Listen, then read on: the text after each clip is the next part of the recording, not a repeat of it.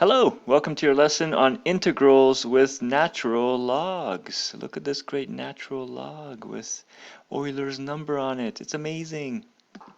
Okay, let's review the integral power rule to begin. This is the rule that we discovered in the last lesson. When we have a function with a power, the integral of it, or what's called the antiderivative, is this. We add 1 to the power, and then we multiply by 1 over that new value there, n plus 1. And we put a c there. Look at the last lesson to see what that c is all about. Okay, so let's find the antiderivatives of these. What's the antiderivative of the first one here? As basic as it gets, add 1 to that, becomes a 9, and multiply by 1 over 9. Plus c, don't forget that. Okay, try the antiderivative of the next one. In this case, it's a great idea to rewrite this 1 over x cubed as x to the negative 3. We're bringing that up. Now that we have that, we apply the rule. We're going to add 1 to that, which makes it a negative 2. And then we're going to multiply by 1 over negative 2, which is negative half there. So there's our answer, plus c. And notice that x squared then went back down to the denominator here. All right, c, try that antiderivative. In this case, that one is very helpful to rewrite it as well in exponential form. That's always important for power rule. So that root becomes this, x to the power 3 over 5. Apply the rule now. Add 1 to that and multiply by 1 over that new exponent. When you add 1 to 3/5, it's like adding 5/5 or 5 over 5 to it, which gives us 8/5. And that's why we have here 1 over 8/5. Anytime you have 1 divided by a fraction, you can basically flip that fraction over. So we have 5/8 there. And there's our answer. Great. Let's do some more with the integral power rule. Now, we looked at the last one just with antiderivatives, but now we're going to talk about it in terms of integration. So notice now all of a sudden we do have the integration symbol here. And the rule is the same, of course, but we have integration. So integration, or find the integral of this function in relation to x as the variable. Okay, so let's try these. Find the indefinite integral of each of these. It's the same process as before, but now we just have this notation for integration, right? We have that, and it's followed by dx, and that here will always be the variable of the function, which is x. So what's the integral of that? Pretty easy. Same thing as before. We see x to the 7th, so we're going to add 1 there, x to the 8th, and multiply by 1 over 8. Try this one here. In this case, the integral of 6, and it's in terms of u here, it tells you this is in terms of u, so the integral is 6u. Why is it 6u? Because you can imagine there's a u to the power 0 here. And if you add 1 to that, you have u to the power 1, and that's what this is here. Okay, c, how about this one? Okay, in this case, we can use the idea of pulling that number out of there. Okay, there's a rule about integration like that. We can take constants out and then just take the integral of the other part. So the integral of x cubed is this, adding 1, and there we have our answer. Excellent work so far. Let's go to the next one. So we have this one. And this one as well. We're going to apply another rule of integrals, which is when you see a giant polynomial like that, you can just break it up. You can take the integral of each part. Easy. Let's try. So here we are. It's been broken up into 3 integrals. It's not absolutely necessary to show that, but it's just showing the process here so you see what's going on. In this one here, we have a constant can come out. There's another constant. It can also come out. Here's another. No, that's not a constant. We're going to take an integral of that. So in this case, we're just taking integral of that, that, and that. And here's the work for that broken up. Maybe, I hope, after doing a few of these before, you can do this all in one step and go to here almost immediately without having to do all these intermediate steps. But they're there to show you what the process looks like. Essentially, this t cubed became t4, and then multiplied by 1 over 4, but it canceled because of this 4. And over here, the t squared became t cubed, and then multiplied by 1 over 3, and then but 6 over 3 is that right? Yes, there it is, 2, right there. There it is, 2. And the last one, 3t. Great. Try E. In E, again, we can rewrite these in a simpler form, specifically this one here. This one specifically, this root of x can be turned into x to the half. Having that exponent is always helpful. And now you just apply the integral to both of those. This one, add 1 and divide by 1 over that new exponent. In this one here also, add 1 and divide by that new exponent. And we get this. Check your simplified form. Okay, so that was a recap of some integration rules that we've looked at already, or that you're familiar with already, the basic power rule. So here's the basic power rule again. Now our goal is to say, or to find, there's one value of n, one value where if you have some power here, where the power rule does not work, it doesn't apply, it doesn't work. What n value would that be? So test some n values, test some different n values and see, can you discover the one that doesn't work? Because there's only one. Okay, maybe you figured something out. Let's see. I'm testing one. Here's x squared. Okay, I'm trying n equals 2. That one works out. Okay, add 1, multiply by that. It works. Everything's fine. I didn't write the c here, but I don't know, didn't include it here. What about if we have a fractional power? Well, it should work. We saw one I got recently. We add 1 to that and multiply by the reciprocal. Okay, so that's fine. That works. Okay, so we've tried a whole number here, positive whole number. We've tried a fraction. What about negative number? Let's try. Negative 3. Well, we can add 1 to that to get negative 2 and then multiply by 1. Like, that works too. So I'm not sure if I'm finding any exceptions here. Did you find one?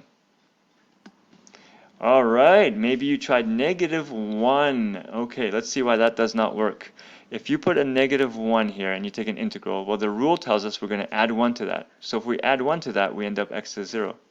And then we multiply, and that's fine. It's fine to have x to the 0 power. That's just going to be 1. But the problem is that the rule also tells us we have to multiply by 1 over the new exponent. And the new exponent is 0. So we're multiplying by 1 over 0. That is an undefined concept in mathematics. We can't divide by 0, right? So therefore, undefined, and that's the one that does not work. So we cannot find the integral of that thing using the power rule. So the question is there another way to consider that one? Let's take a look. I have some good stuff for you guys here. So yes, there is another way to look at that one. That x to the power negative 1 is the same as 1 over x. And if you may remember, the derivative of ln x, or natural log of x, was 1 over x.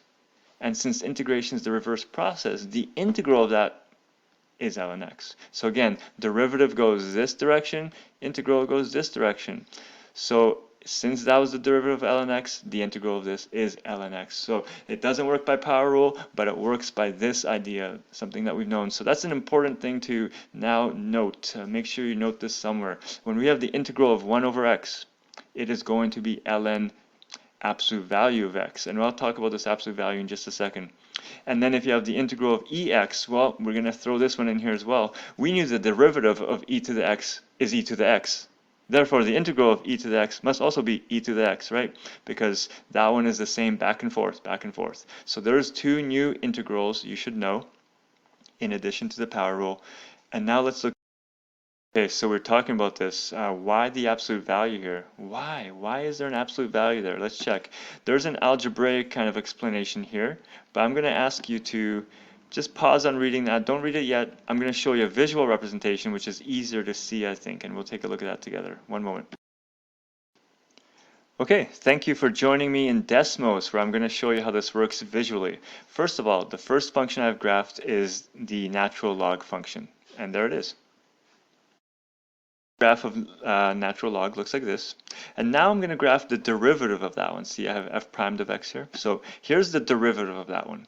And that makes sense because if you follow this, the green one, the natural log, you can see first it has a really big positive slope, and then the positive slope is lessening. There's less positive slope, less. And that's what we see here. Really big positive number.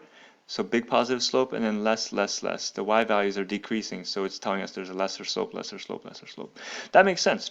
Okay, now I have a second function, and this one is natural log of negative x. And by transformations, you know that this one is going to reflect this over the y-axis. So let me press on that one. There it is. So there's the graph of ln of negative x. All right. And what's the derivative of that one? Let's check. So derivative of that one is this one, and that makes sense as well, because first we have a small negative slope, just a slight negative slope, so a small negative number, and then there's more negative slope, more negative, and then there's a lot of negative slope. So you can see the slope values, which is the derivative function, are increasing until it's a very big negative number here, because there's a very big negative slope here. So we have just seen what the two derivatives look like of ln x and ln negative x, and they are this two, the blue and the purple here. Now I'm going to graph the function 1 over x, and watch what happens. All right, there. I'm going to turn it on and off a few times. The function 1 over x is exactly the same as those two derivatives. You can see the black covers those. So 1 over x is the derivative of both of these, right? Because it takes both of those derivatives to make 1 over x. 1 over x has a piece here and here. Remember, rational functions work that way. So we need both of those to create 1 over x. Therefore, you need both of these. So if you begin here and you go backwards, right? If this is the derivative of both of those, then going backwards, both of these must be the integral of that one. And if both of these are the integral, the only way to show something where you have a positive and negative of it, well, that's absolute value, because whatever x values you put in here, they will be made the opposite of what they are by this here. So that's what absolute value does. It turns everything positive, right? So if you put positive numbers, they stay positive. If you put negative numbers in, they turn positive, right? So that's absolute value. That's exactly what absolute value does. All right, so let's go back to the presentation. You can read the algebraic explanation if you want. So pause and check that out. It kind of explains the same ideas there. Okay, and now let's try some questions then. Now that you know these two new integrals, the one of natural log and the other one of, of 1 over x and the other one of e to the x, let's apply it here. So what would be the indefinite integral of this one? Well, first you can take out the 3. All right, pull out the 3 here. It's a constant, and you're left with 1 over x. So in the end, that's the integral of 1 over x, and we just learned that that's natural log of absolute value of x. So there's our integral of that one. How about this one here? Can you take anything out to begin? Definitely take out the 1/5 there, and you're left with e to the x in there, and then you take the integral of that. Well, the integral of that is just e to the x. Just like the derivative of that is e to the x, the integral of it is also e to the x, so we have this answer here. All right, try this one here. In this case, there's no ln's or 1 over x's or e to the x, nothing there. But how would you take the integral there? We have a 2 here, so maybe you're thinking, oh my goodness, is this some kind of crazy integral chain rule? Well, maybe, but I think with these ones, when you have a small power here, it's easier just to expand that, multiply that through, expand it, and then take the integral. So doing that, if you take this and expand it, you get this. And now you just take the integral of the 3 pieces, right? So the integral of that, and that is here. Okay, the last one, oh no, second one here. Also here, this looks like maybe some kind of quotient rule, but it won't be, don't worry about that. Whenever you have this kind of thing, maybe you can divide x out of all 3 parts, see what you get. Okay, in this case, we can split into 3 fractions, each one divided by x. This one here, the x's cancel, you're left with 4x. In this fraction, the x's cancel is 2, and this one, it remains. So now take an integral of the 3 pieces separately, and this is what we have here. The first one, you add a 1, 2, divide it, becomes that. Then we have this, and then we have 3 ln absolute value of x, because that's like 3 times 1 over x, right? So make sure you really carefully study those. We can talk more about that if you need help later. Here's one more here. How about this one? All right, in this one, you should have remembered the rule that when you have a log with the same base as the exponent here, this is base e and this is base e, then that just turns into 4t. Easy, because we have actually not learned the integral of natural log. We've learned the integral of 1 over x, like something like this, but we haven't learned the integral of ln. So we can't deal with that, but we can change it to this, and that's an easy integral. It is this. All right, that's all I have in this video, but there's lots of practice, and you should certainly practice with these skills. It's really important that you become very proficient with integration, particularly since this must be just your first few days with it. So keep practicing. Find the practice assignment on the calendar. Work hard. You can do it. See you soon.